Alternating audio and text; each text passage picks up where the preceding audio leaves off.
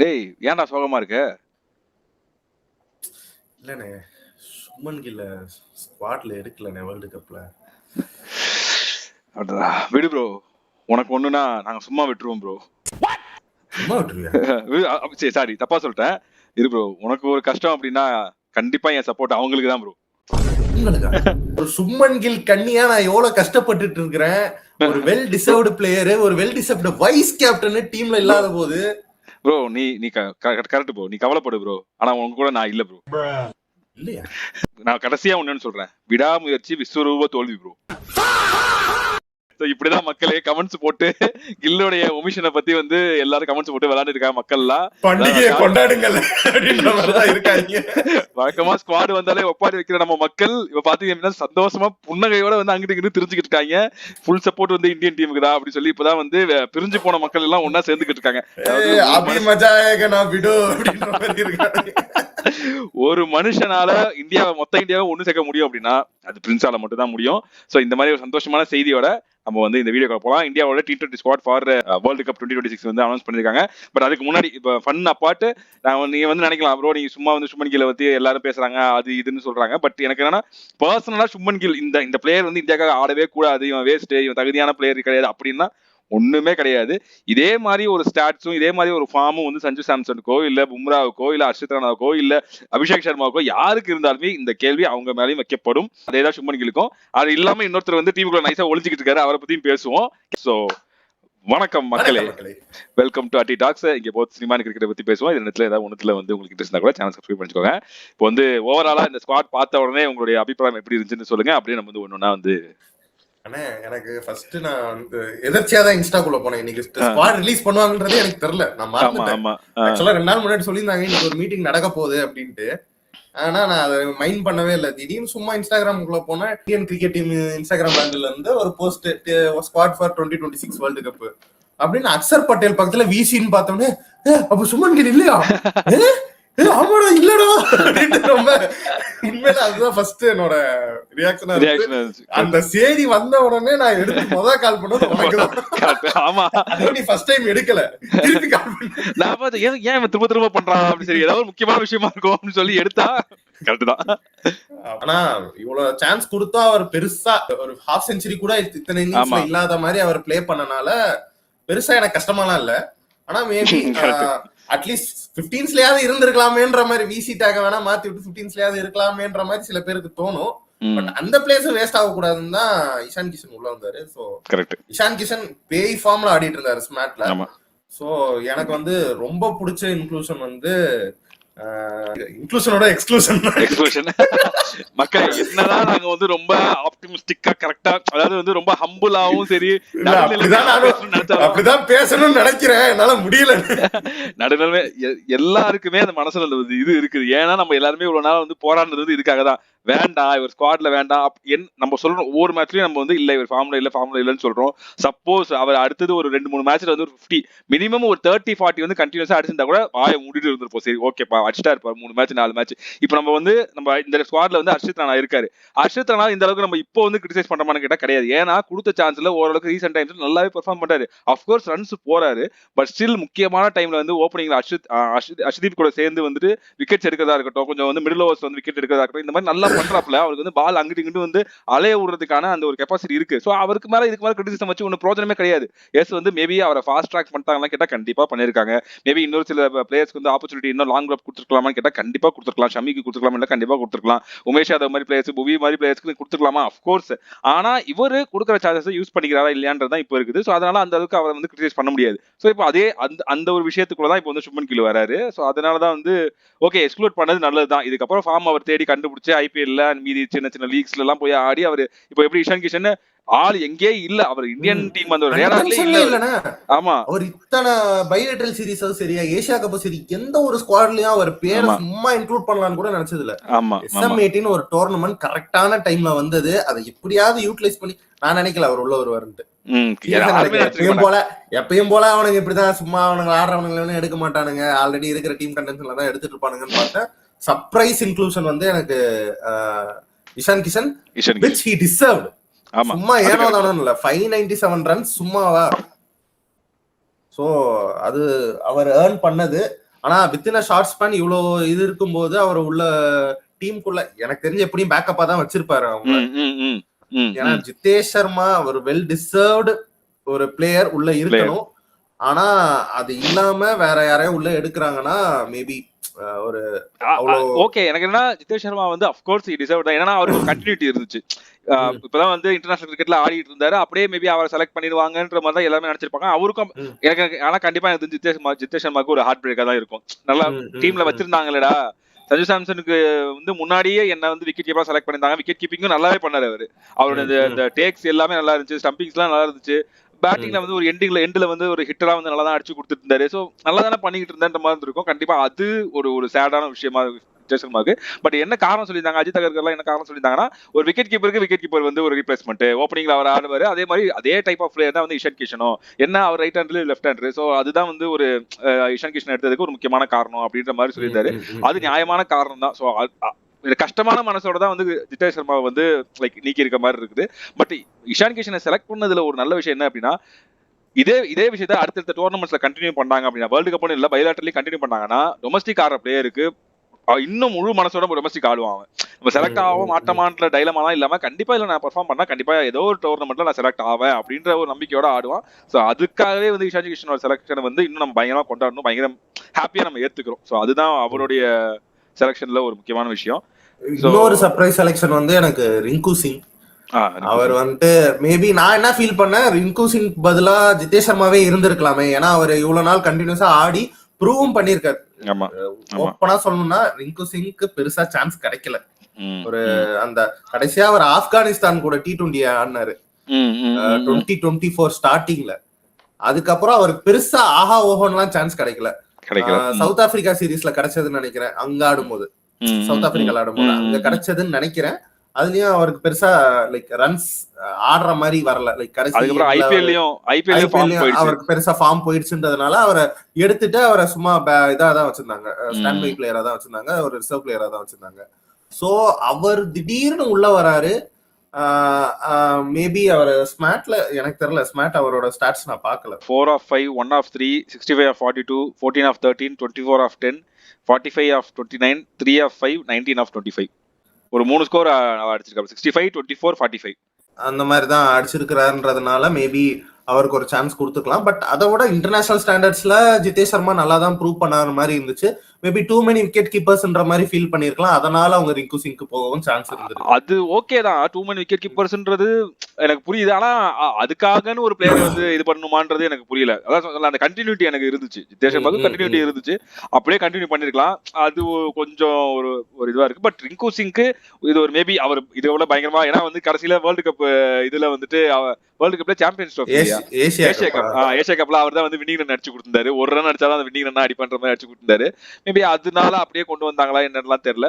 But பாப்போம் அவர் எப்படி விளையாட போறாரு. பட் அதாவது நல்ல இன்க்ளூஷன் இல்லன்னு சொல்லல. பட் ஸ்டில் ஜிதேஷ் சர்மா மாதிரியான ஒரு கண்டினியூட்டி இருந்த பிளேயர், நல்லா பெர்ஃபார்ம் பண்ணிட்டு இருந்த பிளேயரை டிராப் பண்ணிட்டு over Rinku Singh is not fair for மீன்ற மாதிரி இருந்துச்சு. அது ஒண்ணுதான் ஒரு மாதிரி மனசு உறுத்திக்கிட்டே இருந்ததே தவிர மத்த எதுவுமே எல்லாமே ப்ராப்பர் செலக்ஷன்.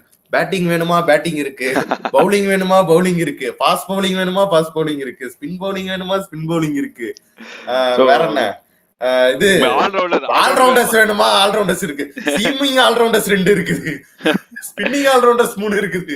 ஜாலியா இருங்க அப்படின்ற மாதிரி இருக்குது, எல்லாமே இருக்குது. சோ ஸ்குவாட் பாத்தீங்க அப்படின்னா சூரியகுமார் யாதவ் கேப்டன், அபிஷேக் சர்மா, அவன மட்டும்தான் அது மட்டும்தான் வேர்ல்ட் கப் கேட்ச் இல்ல நான் ஃபர்ஸ்ட் சொல்லிடுறேன். வேர்ல்ட் கப் கேட்ச் கோட்டாலாம் முடிஞ்சிருச்சு உனக்கு. நியூசிலாந்து கூட நீ சொதப்புன.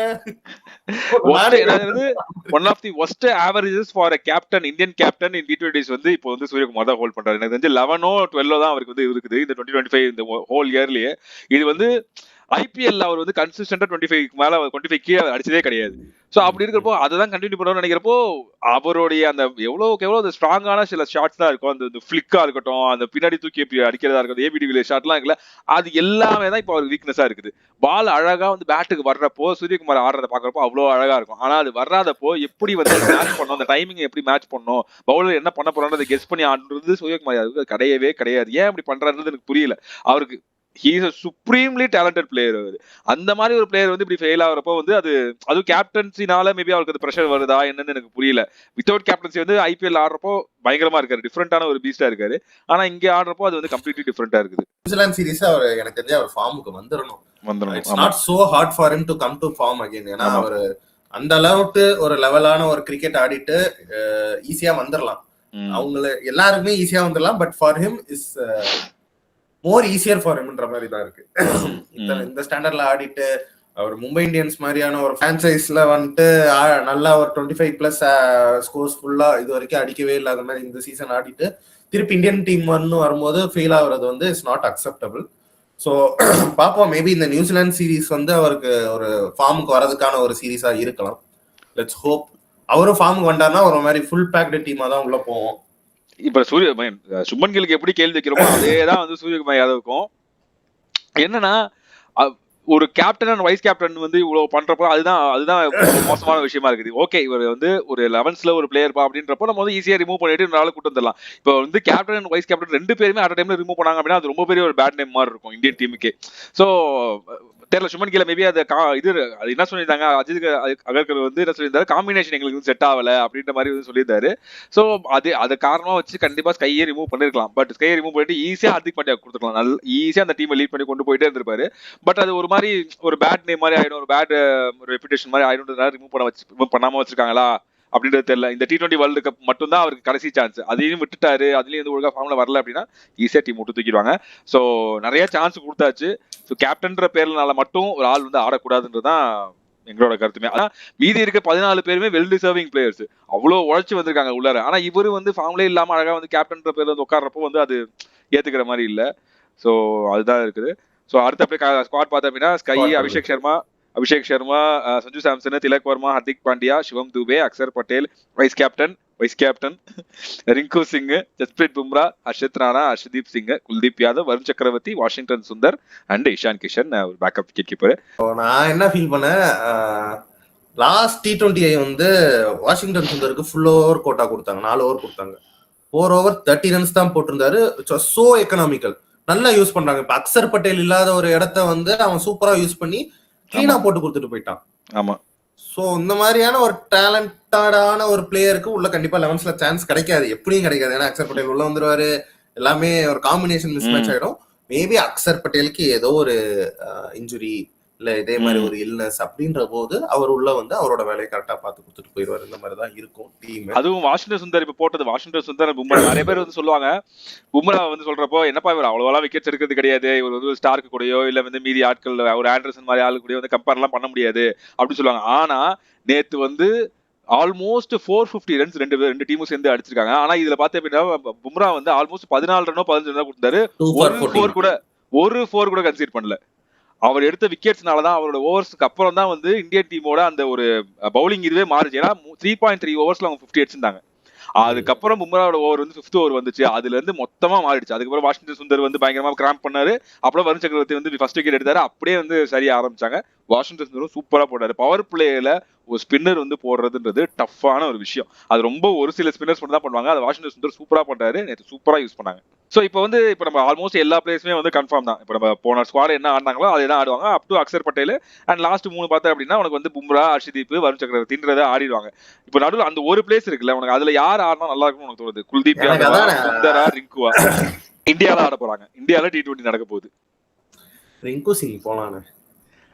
ஓகே, ரிங்கு சிங் போலாம். நம்பர் ஆமா, ஏன்னா நான் என்ன சொல்றேன், பும்ரா, ஹர்ஷதீப் பாஸ் பவுலர்ஸ் கூட அசிஸ்ட் பண்ண Hardik, Dubey can bowl 1 or 2 overs. You have 4 seamers in your team. At least 3 bowlers can bowl 4 overs quota. ஒன்னு அக்சர் பட்டேல், வருண் சக்கரவர்த்தி. சோ உங்களுக்கு பவுலிங் ஆப்ஷன்ஸும் இருக்குது, நல்லா போடுற பவுலர்ஸும் இருக்காங்க. So why to waste extra பவுலர்ன்ற மாதிரி இருந்துச்சு. சோ அதனால நான் வந்துட்டு ஒரு எக்ஸ்ட்ரா பேட்ஸ்மேன் உள்ள கொண்டு வந்துக்கலான்ற மாதிரி இருந்துச்சு. அதுவும் ஒரு ஹிட்டரா இருந்தா இன்னும் கொஞ்சம் ஈஸியா இருக்கும். லாஸ்ட் இப்ப அக்சருக்கு மேல வரவங்க யாருமே ஹிட் பண்ண மாட்டாங்கன்ற ஒரு இடம் வரும்போது மேபி அங்க ரிங்கு சிங்கோட பவர் யூஸ் ஆகுன்ற மாதிரி நான் ஃபீல் பண்ணேன். மேபி உங்க பவுலிங் வேணும் எனக்கு அப்படின்னு யோசிச்சாங்கன்னா வாஷிங்டன் சுந்தர் உள்ள கொண்டு வந்துட்டு மேபி தூபேக்கு முன்னாடி அவரை இறக்கி விடலாம், அந்த மாதிரி நடக்கலாம். பட் அது வந்து பெருசா அவரோட ஹிட்டிங் எபிலிட்டி நம்ம பார்த்திருக்கோம், நல்லா ஹிட் பண்ணுவாரு பார்த்திருக்கோம். பட் ரிங்கு சிங் அளவுக்கு பண்ணுவாருன்ற மாதிரி நம்ம பார்த்தது இல்லை இது வரைக்கும். அதுவும் வாஸ்தவமானதுதான். அதாவது இந்தியாவில ஆட போறாங்கன்றப்போ நம்ம என்னன்னா குல்தீப்புக்கும் அந்த குல்தீப் ஆர் சுந்தருக்கும் அந்த ஒரு வாதம் வைக்கலாம். என்ன அப்படின்னா சுந்தர் நம்ம பார்த்துட்டோம் பவர் பிளேல போடக்கூடிய ஒரு பவுலர். இப்போ நம்ம சுந்தர் ஆர் குல்தீப் இல்லாம போனோம் அப்படின்னா, ரிங்கு தான் வச்சு போறோம் அப்படின்னா, பவர் பிளேல யார் போடுவாங்க? பும்ரா வந்து மேபி ஒரு ஓவர் போடுவாரு, ஹர்ஷதீப் வந்து ஒரு 2 ஓவர் போடுவாரு, வருண் சக்கரவர்த்தி மேபி ஒரு ஓவர் போடலாம். இந்த மாதிரி தான் அக்சர் வந்து ஒரு ஓவர் போடலாம். If I am the captain, I will open with Hardik. சூப்பரா போட்டு தந்துட்டு இருக்காரு நியூ பால்ல. சோ நான் அதை மாத்த மாட்டேன். ஹர்திக் ஓப்பனிங் போட்டோட்டா ஹர்திக்கும் ஹர்ஷ்தீப்பும் போட்டு விட்டுட்டு ஒரு 4 ஓவர்ஸ்க்கு மேல ஃபர்ஸ்ட் ஓவர் நான் பும்ராக்கு தருவேன். ஒரு ஓவர் அங்க முடிச்சிருவேன். திருப்பி 12வது ஓவருக்கு மேல ஒரு ஓவர் தருவேன். திருப்பி 19th 18th and 20th தருவேன். இல்லைன்னா 17th and 19th தருவேன். அந்த மாதிரி ஏதாவது ஒண்ணு போட்டுருவேன். அது வாஸ்தவம் தான். எப்படின்னா உனக்கு ஃபுல் அண்ட் ஃபுல் எனக்கு வந்து ஸ்பின்னிங் பிச்சா இருக்க போதுன்னு தெரிஞ்சிச்சுன்னா வேணா குல்தீப் ஆடலாம். குல்தீப் உள்ள வச்சுக்கலாம். குல்தீப் ஆடலாம். ஸோ சுந்தருக்கு வந்து கொஞ்சம் இடம் இருக்காத தோணுது. ஏன் அப்படின்னா சுந்தருடைய அந்த பேட்டிங் பொசிஷன் வந்து அகைன் நம்பர் 3 நம்பர் 4 தான் வரணும். அவர் வந்து நம்பர் 8ல ஆடக்கூடிய பேட்ஸ்மேன் கிடையாது. I like Rinku Singh. ஏன்னா number ODI match then it's fine. ஒரு 8th 7th 8th அவர் வந்து ஆடுவார், நல்லா ஆடி இருக்காரு நம்ம பார்த்திருக்கோம். ஆனா T20 மேட்ச் அங்க ரொம்ப ஹிட்டிங் எபிலிட்டி வேணும். I don't doubt Washington Sundar for his hitting abilities, but it's doubtful when it's in comparison with Rinku Singh. So அது பார்க்கணும். ஏன்னா இவங்க வந்து T20 வேர்ல்டு கப்ல வந்து அந்த ஒரு லீக் மேட்சஸ் இருக்குல்ல, அதுக்குள்ளேயே இவங்க கன்ஃபார்ம் பண்ணிடணும். ரிங்கு சிங் ஃபர்ஸ்ட் சான்ஸ் கொடுத்து அடிக்கிறாரா இல்லையான்றதை கன்ஃபார்ம் பண்ணிக்கிட்டு அதுக்கப்புறம் சுந்தரை வந்து ஒரு பேக்கப் மாதிரி வச்சுக்கலாம். ஸோ அதனால வந்து எனக்கு தெரிஞ்ச ரிங்குன்றது வந்து நல்ல சாய்ஸ் தான். ஸோ இன்னொரு கேள்வி எனக்கு என்ன வருது அப்படின்னா, தூபே வந்து எந்த ஒரு பொசிஷன்ல இறக்கணும்? ஏன்னா ஃபர்ஸ்ட் 4 வந்து கன்ஃபார்ம், சஞ்சு, அபிஷேக், திலக், ஸ்கை.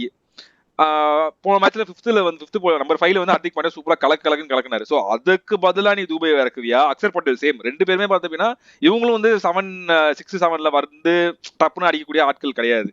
தூபே வந்து நல்ல ஒரு ஸ்பின் ஹிட்டர். சோ அதனால இவங்க 2 பேரையும் கொஞ்சம் ப்ரொமோஷன் கொடுத்து முன்னாடி அனுப்பிட்டு ஹர்திக் பின்னாடி இறக்கணுமா, இல்ல இவங்க 3 பேரும் எப்படி இது பண்ணணும்? தட்ஸ் மை கோ. ஹர்திக் வந்து நீ எங்க இறக்குனாலும் அடிக்கிறாரு.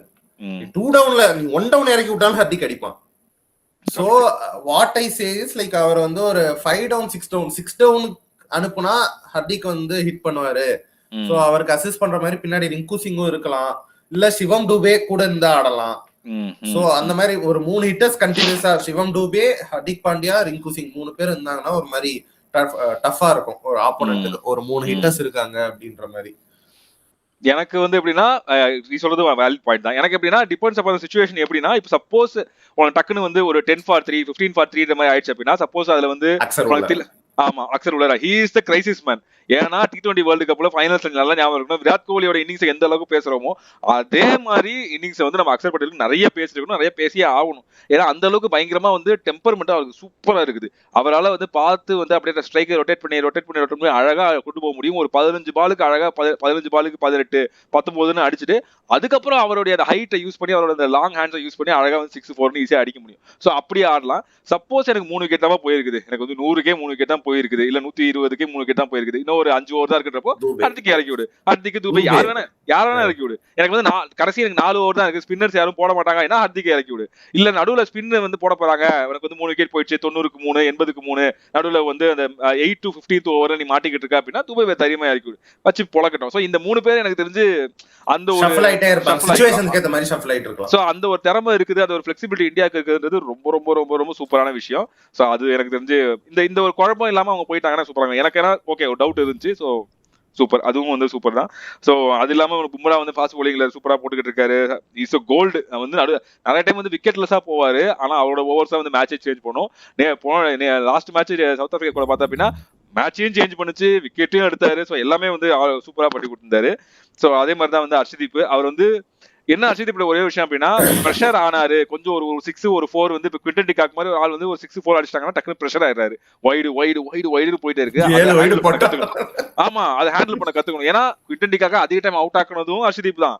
இப்ப பார்த்தா அப்படின்னா இல்ல கடைசி ஒரு 3-4 மேட்ச்ல குவிண்டன் டிகாக் தான் ஹர்ஷதீப்பை போட்டு அடிட்டு அடிக்கிறாரு. ஸோ அப்படி இருக்கிறப்போ அது எப்படி ஓவர் கம் பண்றதுன்றத பும்ரா கிட்ட இருந்தோ ஹர்திக் பாண்டியா கிட்ட இருந்தோ இந்த மாதிரியான சீனியர் பிளேயர்ஸ் கிட்ட அவர் வந்து கத்துக்கணும். அது கத்துக்கிட்டாருன்னா சூப்பர். ஆனா ஏன்னா வந்து டெத்ல சூப்பரா போடக்கூடிய ஒரு ஆள் ஹர்ஷதீப் மாதிரி ஒரு ஆள் வந்து யாக்கர்ஸ் நெயில் பண்றதுன்றது ரொம்ப ரொம்ப முக்கியமான விஷயம். ஸோ அது வந்து அவர் கத்துக்கணும். அண்ட் வருண் சக்கரவர்த்தி அவர் என்ன இன்னும் அவரை யாருமே ரீட் பண்ணல. ஐபிஎல்ல இத்தனை வருஷம் ஆடுறாரு, இன்டர்நேஷனல்ல இத்தனை வருஷம் ஆடுறாரு, இன்னுமே அவரை வந்து ரீட் பண்ண முடியல அப்படின்னா ஹீஸ் அ மெஜிஷியன் தான் அப்படின்னு சொல்லலாம். அக்ஷர் பட்டேல் கண்டிப்பா அதே மாதிரி பவர் பிளேட போட முடியும், மிடில் ஓவர்ஸ்ல போட முடியும். ஸோ அந்த மாதிரி ஃபிளெக்சிபிலிட்டி அவர்கிட்ட இருக்குது. தூபே பவுலிங்ல பயங்கரமா வந்து இம்ப்ரூவ் பண்ணிக்கிட்டாரு. இப்போ வந்து அவர் பேட்டிங் ஆல்ரவுண்டரை தாண்டி பவுலிங் ஆல்ரவுண்டர் மாதிரி ஆயிட்டாரு. அவர் பவுலிங் தானே எனக்கு ப்ரையாரிட்டின்ற மாதிரி ஆயிட்டாரு. Hardik Pandya he's a complete allrounder. அவர் ஸ்கை மட்டும் ஃபார்முக்கு வரணும், மற்றபடி திலக் வர்மா எனக்கு வந்து நான் ஒன்னு இது வந்து எனக்கு வந்து இன்னொரு முன்னாடி வீடியோன்னு சொல்லி தான் நினைக்கிறேன். திலக் வர்மா தான் நம்ம இப்ப அடுத்த ஜெனரேஷன் இருக்கிற Indian team coach கிரீமோடைய Virat Kohli. அவர் லெஃப்ட் ஹேண்டர் விராட் கோலி. ஏன்னா அவர் மாதிரி அவ்வளவு வால்யூம் ஆஃப் ரன்ஸ் அடிப்பாரான்னு கேட்டா எனக்கு தெரியாது. ஆனா விராட் கோலி பண்ற அந்த ரோல் இருக்குல்ல, 10 for 3 வர்றப்போ என்னால 160 170 டார்கெட் இருந்தாலும் சேஸ் பண்ண முடியும், இந்த ஆள் இருந்தா அப்படின்ற மாதிரி நம்ம யோசிச்சு பார்த்துமா. விராட் கோலி இருக்க வரைக்கும் மேட்ச் என்ன முடியலன்னு அதே தான் திலக் வர்மாவும் அந்த அளவுக்கு ப்ரெஷர் அப்படி சோக்கின் பண்ணி பயங்கரமா விளையாண்டு கொடுக்குறாரு. ஏஷியா கப்ல நம்ம பார்த்தோம், மோசமான சிச்சுவேஷன் இருக்கிறப்போ ஏஷியா கப்ல அதை அழகா எடுத்துட்டு போயிட்டு பினிஷ் பண்ணி கொடுத்தாரு. கடைசி பால் வரைக்கும் பினிஷ் பண்ணி கொடுத்தாரு. ஏன்னா Tilak Varma has that capability. ரொம்ப ரொம்ப ரொம்ப ரொம்ப முக்கியம் அவர் அந்த டீமுக்கு. ஸோ அதேதான். Abhishek Sharma, Sanju Samson one of the best opening pairs all over the வேர்ல்டுன்னு சொல்லலாம். ஸோ இந்த டீம் வந்து செட்டு அப்படின்ற மாதிரி தான் இருக்குது. Very good competition. எனக்கு வந்து இதுக்கு முன்னாடி வந்து மேபி சுமன் கில்லோ இல்ல வந்து மற்ற பிளேயர்ஸ் இருக்கிறப்போ பார்த்தா அப்படின்னா கொஞ்சம் வீக்கா இருக்குமோ, என்னடா அடி வாங்கணும்னு மாதிரி இருந்துச்சு. இப்போ they can compete with Australia, New Zealand, England, south Africa, இந்த மாதிரி எந்த டீம் வந்தாலும் பிளெக்சிபிளா வந்து அவங்க கூட வந்து பயங்கரமா ஃபைட் பண்ற அளவுக்கு ஒரு டீமா வந்து ரெடி பண்ணி வச்சிருக்காங்க. இன்னொன்னு அவங்களுக்கு இப்ப இருக்கிற சிச்சுவேஷன்ல ரொம்ப பாசிட்டிவா அமையுது வந்து ஒரு நல்ல ஒரு ஆப்போசிஷன், ஒரு கப் வினிங் ஆப்போசிஷன். நியூசிலாந்து மாதிரியான ஒரு டீம் கூட ஒரு சீரிஸ் வருது கடைசியா வேர்ல்ட் கப் முன்னாடி. கரெக்ட். ஸோ அதுல அவங்க எவ்வளவுக்கு எவ்வளவு ஆயத்தப்படுத்திக்கிறாங்களோ அவ்வளவுக்கு எவ்வளவு அவங்களுக்கான சான்சஸ் வந்து அங்க இன்க்ரீஸ் ஆகும். ஸோ அவங்களுக்கு இது ஒரு நல்ல வார்ம் அப் செஷனாகவும் இருக்கும் இந்த நியூசிலாந்து சீரிஸ். ஸோ பார்ப்போம் எப்படி அமையுதுன்ட்டு. Hopefully we will win the world cup again. Defending champions defend பண்ணுவாங்கன்னு பார்ப்போம். அண்ட் அதே மாதிரி நம்ம இவ்வளவு நாளா வந்து ஜிஜி மாம்சி, அஜித் அகர் வந்து திட்டிட்டா இருந்தோம் தப்பா பண்றப்போ, இந்த டைம் வந்து நல்ல ஸ்குவாட் எடுத்திருக்காங்க. சோ அதுக்கு வந்து ரெண்டு பேருக்குமே வந்து ஒரு kudos to Ajit Agarkar.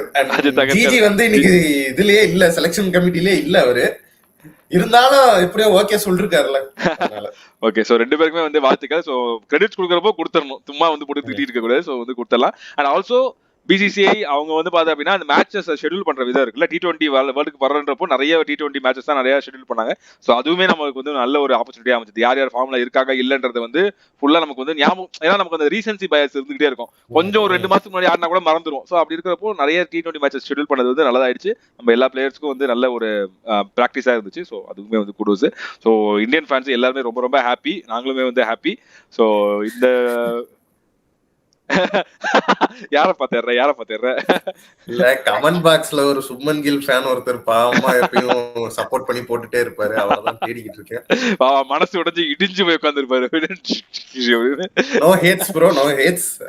Just அவரு ஏன் உள்ள இருக்க கூடாதுன்றதுக்கான ரீசன் தான் நாங்க இவ்வளவு நேரம் சொல்லிட்டு இருந்தோம். மேபி உங்களுக்கான ஒப்பீனியன் இருக்கலாம். மேபி நீங்க சஞ்சுவோட இவர் சுமன் கில் பெட்டர்னு நினைக்கலாம். மேபி அவர் கொடுத்த ஒரு சான்ஸ்ல 37 ரன் அடிச்சது அது எப்படி நியாயமாகும்னு கேட்கலாம். இவரும் தான் 27 37 அடிச்சிருக்கிறாரு நடுவுல சுமன் கில் அப்படின்னு சொல்லலாம். பட் ஸ்டில் ஒரு லாங் ரன்ல சுமன் கில் வந்து ஒரு 50 கூட அடிக்க முடியாத ஒரு சமயத்துல Sanju Samson was flexible with his positions to like அவர் ஏசியா கப் ஃபுல்லா ஓப்பனிங் ஆடல, சுப்மன் கில் தான் ஆடிட்டு இருந்தாரு. அந்த டைம்ல அவர் 4 டவுன் 5 டவுன் 3 டவுன் அந்த மாதிரி ஆடிட்டு இருந்தாரு. அவர் அங்கேயுமே நல்ல ஒரு ரன் ஸ்கோர் பண்ணிட்டு இருந்தாரு. திருப்பி அவர் ஓப்பனிங் இந்த ஒரு மேட்ச் ட்ரை பண்ணி பார்ப்போம் எப்படி வருதுன்ற போதும் he proved himself with his intent at least 10 பால்ல 30, அந்த 10 பால்ல 20 27 அந்த மாதிரி அடிக்கணும்ன்ற மாதிரி அடிச்சு ஒரு நல்ல ஒரு 200 பிளஸ் 150 பிளஸ் 168 ஸ்ட்ரைக் ரேட்ல ஆடி இருந்தாரு போன match. So he deserved a chance than Shubman Gill. But நான் வந்துட்டு சுப்மன் கில் வந்து ஸ்குவாட்லயே இருக்க கூடாதுலாம் நான் நினைக்கல. But it happen. So no hates, just clarification. அது மட்டும் இல்லாம சஞ்சு சாம்சன் அந்த 38 ரன்ன்றது வந்து ஏன்னா 22 பால் 38லாம் ஒரு ரன், ஹாஃப் செஞ்சுரி கிடையாது, செஞ்சுரியும் கிடையாது. 38லாம் ஒரு ரன்னா இருக்குன்றப்போ அந்த 38-22 பால்ல வந்திருக்கிறது 168 ஸ்ட்ரைக் ரேட்ன்றது சூப்பர், அதுவுமே விஷயம். அண்ட் அவரோட பார்ட்னர்ஷிப் வித் அபிஷேக் சர்மா அது ஒரு 68 ரன்ஸ் வந்து தெரியுமா. ஏன்னா எப்பயுமே சுப்மன் கில் இருக்கிறப்ப பார்த்தா அப்படின்னா 1 0 for 1 5 for 1 10 for 1 எப்பயுமே இருந்துகிட்டே இருக்கும். அது ஃபர்ஸ்ட் ஒரு விக்கெட் வந்து ஈஸி விக்கெட் அப்படின்ற மாதிரி தான் இருக்கும். அதுக்கப்புறம் அபிஷேக் சர்மாக்கு அந்த ஒரு ப்ரெஷர் ஆட் ஆகும். அதுக்கப்புறம் திலக் வர்மா, ஸ்கைன்னு சொல்லிட்டு அவங்களாம் வந்து இன்னிங்ஸ் பில்ட் பண்ண ட்ரை பண்ணிட்டு இருப்பாங்க. அதுக்கப்புறம் அந்த ப்ரெஷர் அப்படியே கேரி அவுட் ஆகி ஹார்திக் பாண்டியா, தூபே அப்படின்னு போய்கிட்டே இருக்கும். ஆனா இப்போ இவங்க ரெண்டு பேரும் அந்த சாலிடா அந்த 68 ரன் பார்ட்னர்ஷிப் வச்சதுக்கு அப்புறம் அந்த மொமெண்டம் அப்படியே அழகா கேரி பண்ணி கொண்டு போனாங்க. அதுக்கப்புறம் அப்படியே திலக் வர்மா வந்து அழகா அடிக்க ஆரம்பிச்சாரு, ஹர்திக் பாண்டியா அடிச்சாரு, எல்லாருமே வந்து அழகா ஆடி கொடுத்தாங்க. ஸோ அந்த ஓப்பனிங் பார்ட்னர்ஷிப்ன்றது அது இரஸ்பெக்டிவ் ஆஃப் ஃபார்மேட் வந்து ரொம்ப ரொம்ப முக்கியம். அதுவும் T20ல ஜஸ்ட் ஒரு 40 to 50 ரன் பார்ட்னர்ஷிப் வந்தாலே அது ரொம்ப ரொம்ப குரூஷியலா இருக்கும். அதுதான் வந்து சஞ்சு சாம்சன் பண்ணுவாரு. அவர் வந்து எல்லா மேட்சும் 100 அடிக்க போறது கிடையாது, எல்லா மேட்சும் 200 அடிக்க போறது கிடையாது. ஆனா அவருடைய அந்த ஒரு 20 பால் 30, 25 பால் 40ன்றது வந்து ரொம்ப ரொம்ப முக்கியமா இருக்கும். ஸோ அதை வந்து கன்சிஸ்டன்டா பண்ணுவாருன்னு நம்புறோம். இவ்வளவு சப்போர்ட் பண்றோம் சேட்டா, எங்களை மட்டும் நீ கவுத்த அவ்வளவுதான் பாத்துக்க, உனக்கு இதே மாதிரி அடிப்போம், உனக்குதான் முத அடி பாத்துக்கிட்டே. சோ எல்லாருமே ஹோப்ஃபுல்லி எல்லாருமே நல்லா பெர்ஃபார்ம் பண்ணுவாங்க. தே ஸ்டே இன் ஃபார்ம்ன்றதான் வந்து எங்களுடைய ஒரு விஷஸ். ஸோ லெட்ஸ் சி, நல்லா செலக்ட் பண்ணிருக்காங்க. ஸோ இந்த ஸ்குவாடை பத்தி உங்களுடைய கமெண்ட்ஸ் வந்து வீடியோ கமெண்ட் செக்ஷன் சொல்லுங்க. அண்ட் நான் எங்களுடைய ஒப்பீனியனை பத்தி உங்களோட கமெண்ட்ஸ் என்னன்னு சொல்லுங்க, உங்களோட ஒப்பீனியனை சொல்லுங்க. இந்த வீடியோ பிடிச்சிருந்தா லைக் பண்ணுங்க, ஷேர் பண்ணுங்க, மறக்காம சேனல் சப்ஸ்கிரைப் பண்ணிக்கோங்க, பக்கத்துல பெல் ஐகானை கிளிக் பண்ணிக்கோங்க, ஆல் ஆப்ஷன் சூஸ் பண்ணிக்கோங்க, ஹைப் பட்டனை பிரஸ் பண்ணி ஹைப் பண்ணி விடுங்க. இதே மாதிரி இன்னொரு சூப்பரான வீடியோட உங்களை வந்து மீட் பண்றோம். நன்றி, வணக்கம்.